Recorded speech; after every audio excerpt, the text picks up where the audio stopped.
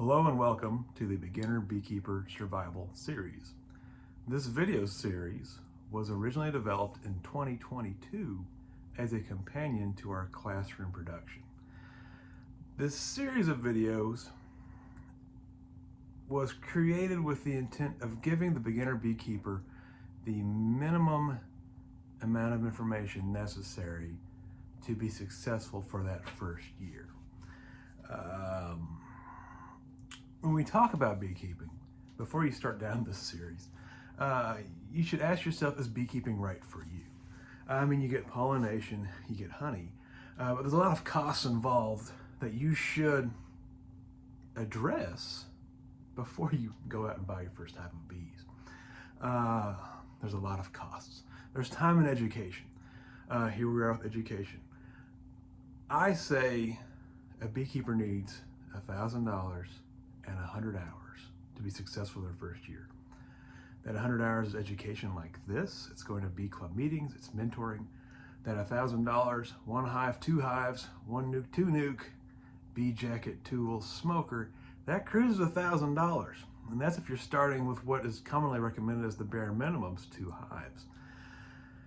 There's other layers. There's other equipment. There's the physical demands. These hives are heavy. You have to be able to get into them and move them around. You will get stung. There is no perfect bee suit in existence yet.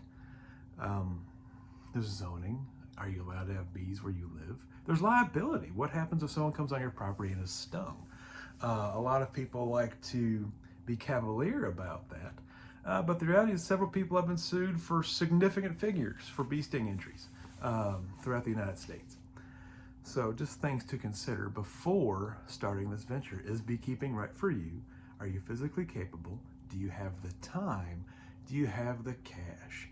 There are cheaper ways to get into beekeeping. You can also start beekeeping with just catching a swarm and having no knowledge. Those people are just generally less successful at this than those who invest heavily on the time on the front end. In honesty, our most successful beginners spend their first year just mentoring and going to other people's bee yards to see what they want to get into and if beekeeping is right for them. Quite literally, our beginner program has about a 40% washout rate, and most of those people are realizing beekeeping is too complicated for them to take on as an endeavor. It is a major commitment.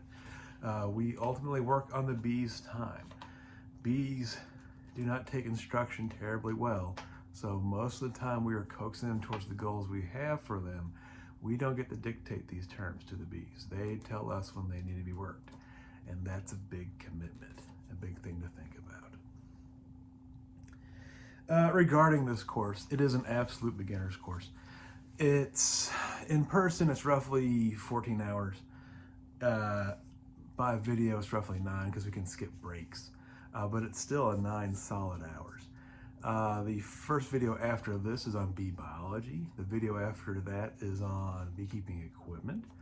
That's followed by seasonal management and feeding bees, and in turn it's followed by pest control, which are both major components.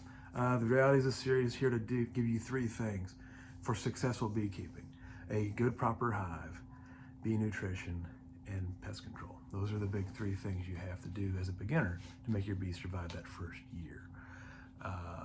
The instructors for the video series are myself. I am EAS Master Beekeeper and Cornell Master Beekeeper Jake Barker. I've been keeping bees since 2008. I run about 100 hives. The person teaching our biology section is Amanda Snyder, who's the president of the Spencer County Beekeeper Club in Kentucky. And the other main presenter in this series is Dr. Leonard Davis, who is a veterinarian and also an EAS Master Beekeeper.